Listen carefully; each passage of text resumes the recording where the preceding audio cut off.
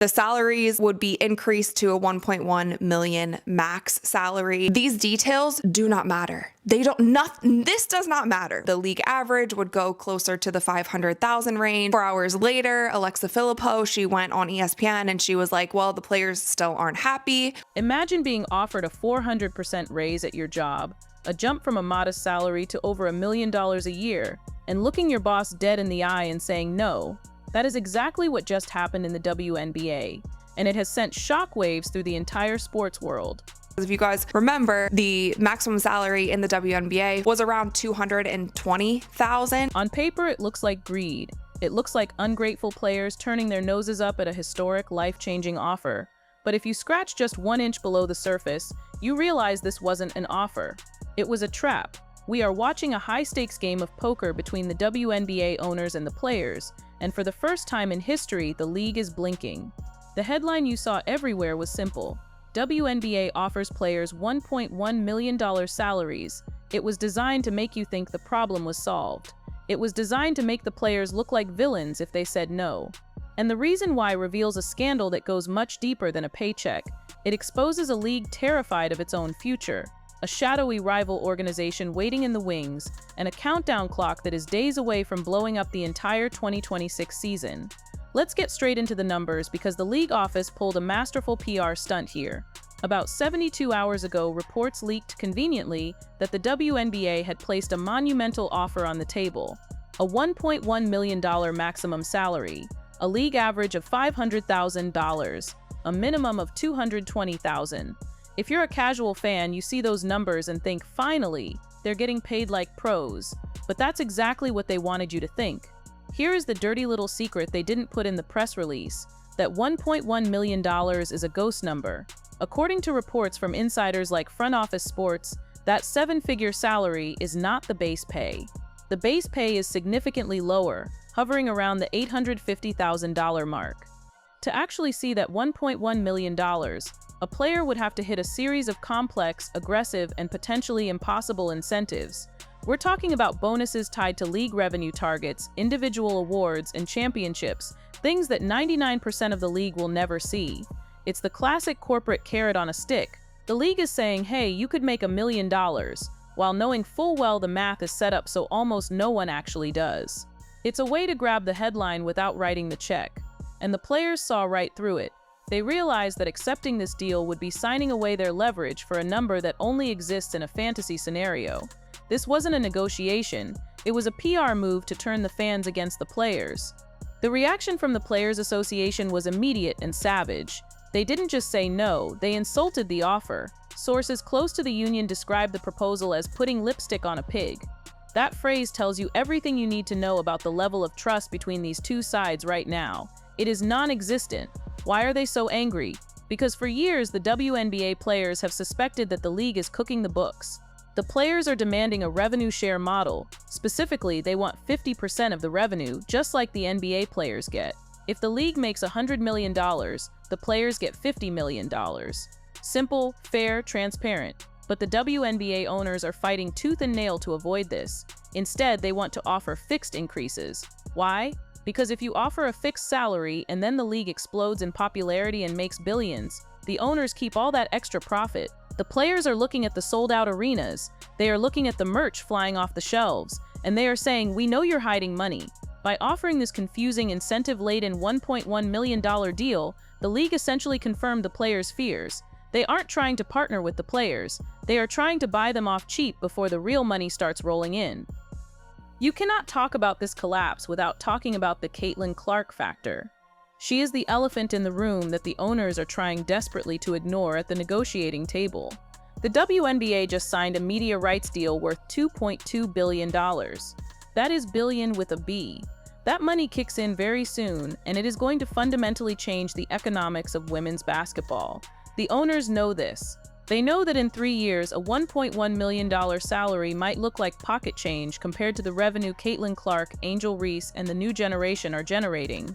This is why the owners are rushing. They are terrified. They want to lock the players into a long-term deal today based on yesterday's numbers. If the players sign this deal now, they are capping their earning potential right before the biggest financial boom in the history of women's sports. It would be like selling your Apple stock in the 1990s just because the price went up a little bit. The players know they are the product. They know the TV networks didn't pay $2.2 billion for the WNBA Shield. They paid for the stars, and the stars are refusing to be shortchanged while the owners prepare to swim in a pool of cash. But here is where the story gets dark, and honestly, a little bit mysterious. In the past, the WNBA owners held all the cards because the players had nowhere else to go. Sure, they could go to Russia or Turkey, but we all know how dangerous and exhausting that can be. But suddenly, a new player has entered the game. You might have heard whispers of Project B. Rumors are swirling about a rival league, potentially backed by Saudi Arabian money, that is ready to launch and decimate the WNBA. We aren't talking about a small startup. We are talking about a league that is reportedly offering multi-million-dollar guaranteed contracts, equity in the teams, and a schedule that treats the players like royalty. Then you have Unrivaled, the 3-on-3 league founded by Breanna Stewart and Nafisa Collier, which is already handing out equity and massive paychecks. This is the nuclear option for the players. For the first time, they can look the WNBA commissioner in the face and say, if you don't pay us, we're leaving. And they aren't bluffing. If the top 20 stars in the WNBA decide to walk away and join a rival league, the WNBA ceases to exist as a relevant product. The owners are sweating because they realize their monopoly is gone. The players aren't just negotiating for a raise, they are negotiating with a loaded gun on the table, and that gun is the threat of a mass exodus to a rival league. While the millionaires and billionaires fight in the boardroom, a nasty war is breaking out online among the fans. This leaked offer has successfully split the fan base in two, which was likely the owner's plan all along. On one side, you have the old school fans. These are the people saying, you guys should be grateful. $1.1 million is a huge raise. Why are you being so greedy? They believe the WNBA has lost money for 25 years and the players are asking for too much, too soon. On the other side, you have the new era fans, the ones who came for Caitlin Clark and stayed for the drama. They are looking at the revenue numbers and screaming, know your worth. They see the players as the victims of a system that has exploited them for decades. They are telling the players to hold the line, to strike, to burn it all down if they have to.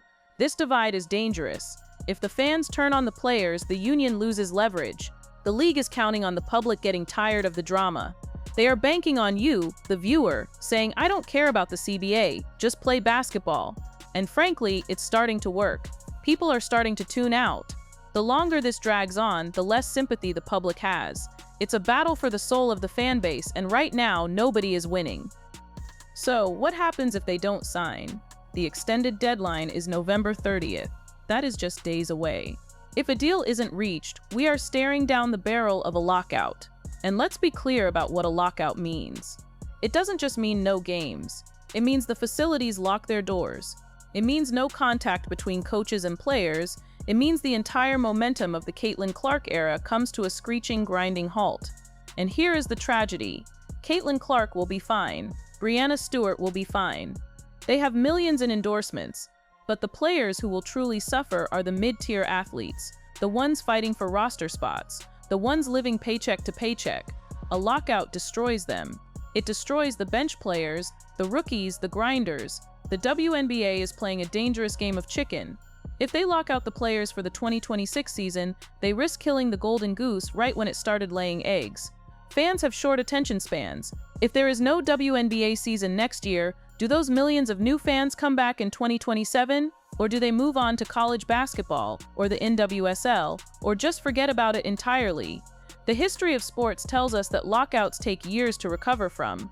The MLB strike in '94 almost killed baseball. The WNBA is not strong enough to survive a missed season. We are days away from the most critical moment in the history of women's basketball. The players have rejected the fake $1.1 million. The owners are refusing to open the books. Shadowy rival leagues are circling like sharks, waiting to poach the biggest stars. And in the middle of it all, the fans are left wondering if there will even be a season to watch next year. The question you have to ask yourself is this: are the players being greedy for turning down $1 million, or are they the smartest people in the room for realizing they are worth 10 times that amount? The clock is ticking, and when it hits zero, the WNBA as we know it might be over. I want to hear from you. If you were a WNBA player, would you take the $1.1 million and play it safe, or would you risk it all for a fair share of the billions coming in? Let me know in the comments. And if you want to stay updated on this collapse as we get closer to the deadline, make sure you subscribe, because in just a few days, the world of sports might look very different. I'll see you in the next one. You might be thinking, okay, but can a startup league really threaten a 28-year-old institution like the WNBA? The answer is a terrifying yes, and here is specifically why the owners are panicking. We aren't just talking about a few extra dollars here and there. We are talking about Project B offering guaranteed salaries starting at $2 million a year. Let that sink in. The WNBA is offering a theoretical maximum of $1.1 million that you might get if the stars align, while this new league is allegedly putting double that amount in your bank account guaranteed before you even step on the court. And it gets worse for the WNBA.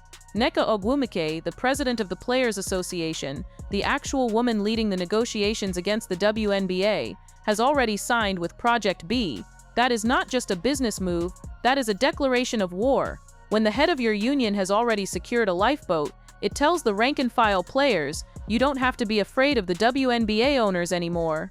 This is what Aja Wilson meant when she went on national television recently and said, "We're not gonna shake." She knows the leverage has shifted. For decades, the WNBA relied on the fact that players had no other option in the United States. Okafali of W1 in FL de Lieb out Powderpool, in the WNBA, or you went home. That monopoly is dead. With Unrivaled launching its 3-on-3 league and giving players equity, actual ownership stakes in the league, the WNBA's offer of a simple paycheck looks outdated. Players are waking up to the fact that they are the business. They don't just want a salary, they want a piece of the pie. The Unrivaled model is paying average salaries of over $200,000 for just 8 weeks of work.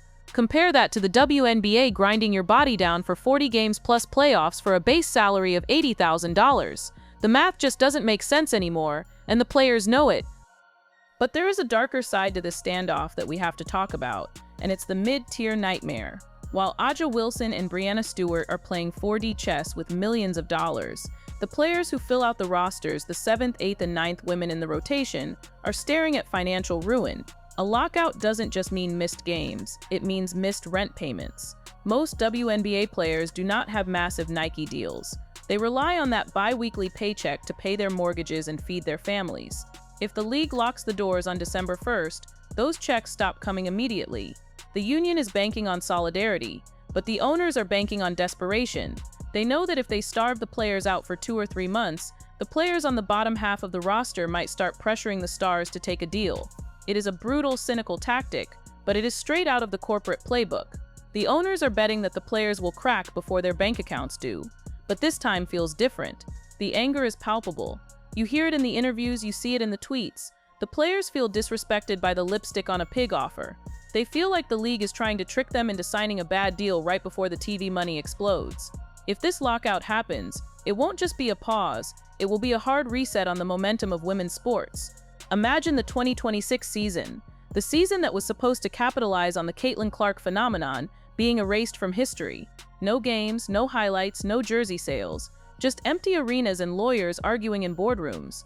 It would be a tragedy of epic proportions, squandering the greatest opportunity the sport has ever seen.